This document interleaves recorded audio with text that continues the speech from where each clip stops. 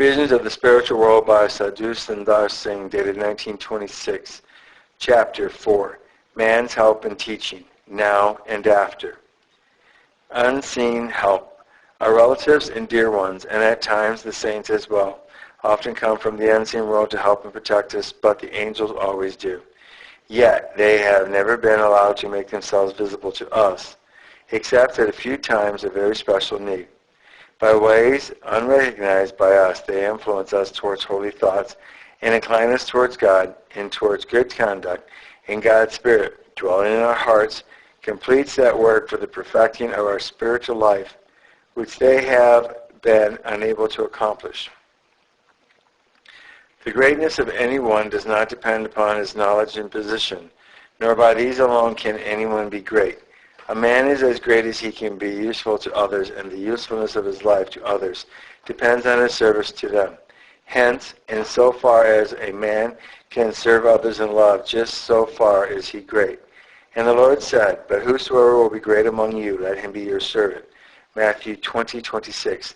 The joy of all those that dwell in heaven is found in this, that they serve one another in love, and thus, fulfilling the object of their lives, they remain forever in the presence of God. The correction of error. When people earnestly desire to live lives pleasing to God, the readjustment of their views and renewal of their lives begin in this world.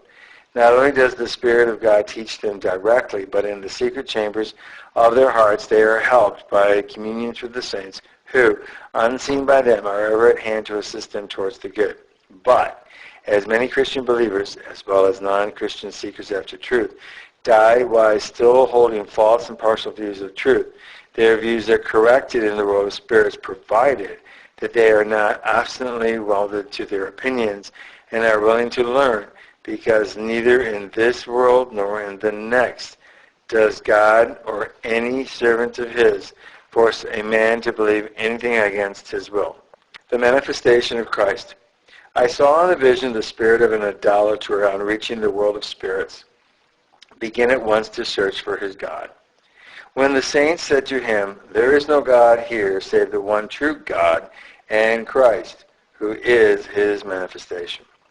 At this, the man was a good deal astonished, but being a sincere seeker after truth, he frankly admitted that he had been in error. He eagerly sought to know the correct view of truth and asked if he might see the Christ. Shortly after this, Christ manifested himself in a dim light to him and to others who had newly arrived in the world of spirits, because at this stage they could not have endured a full exhibition of his glory. For his glory is so surpassing that even angels look on him with difficulty and cover their faces with their wings. Isaiah 6:2. When he does reveal himself to anyone, he takes into account the particular stage of progress to which that soul has attained. So he appears dimly, or in a fuller light of his glory, that the sight of him may be endured.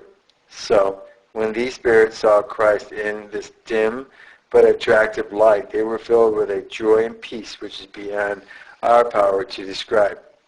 Bathed in the rays of his life-giving light, and with the waves of his love, which constantly flow out from him, flowing over them, all their error was washed away. Then, with all their hearts, they acknowledged him as the truth, and found healing, and, bowing in lowly adoration before him, thanked and praised him. And the saints who had been appointed for their instruction also rejoiced over them. A laborer and a doubter. Once I saw in a vision a laboring man arrive in the spiritual world. He was in great distress, for in all his life he had given no thought to anything but earning his daily bread. He had been too busy to think of God or of spiritual things, and at the same time, when he had died, another had also died, who was a doubter, obstinate in his opinions. Both were ordered to remain for a longer period far down in the world of spirits in a place of darkness. In this, being in distress, they began to cry for help. Saints and angels in love and sympathy went to instruct them that they might understand how to become the members of the kingdom of glory and light. But in spite of their distress, like many other spirits, they preferred to remain on in their dark abode, for sin had so warped their whole character and nature that they had doubted everything. They even looked with suspicion on the angels who had come to help them. As I watched, I wondered what their end would be, but when I asked, the only answer I got was from one of the saints who said, "God may have mercy on them." We can form an estimate of the depravity of man's perverted nature from this, that if an evil report about another goes round, even if it is false, a man whose outlook is distorted by sin will at once accept it as true. If, on the other hand, a good and perfectly true report is received, for example, that such and such a man is a devout man who has done this or that work for the glory of God and for the good of his fellows, then without hesitation, such a hearer will say, "It is all false. So-and-so must have some motive of his own at the back of it all." Should we ask such a man how he knows that the former case is true and the latter false, and what proof he can give, he will not the slightest proof to put forward.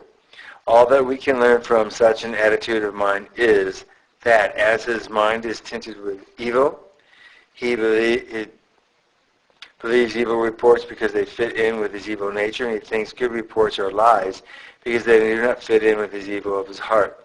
By nature, a good man's attitude is the opposite of this. Here he is naturally inclined to doubt an evil report and to believe a good one, because this attitude best fits in with the goodness of his nature. Those who in this world pass their lives in opposition to the will of God will not rest of heart, neither in this world nor in the world to come. But on entering the world of spirits, they will feel bewildered and distressed. But those who in this world are conformed to the will of the Lord will be at peace on reaching the next, and will be filled with unspeakable joy, because here is their eternal home in the kingdom of the Father. End of chapter 4, have been read by Peter John Parisius.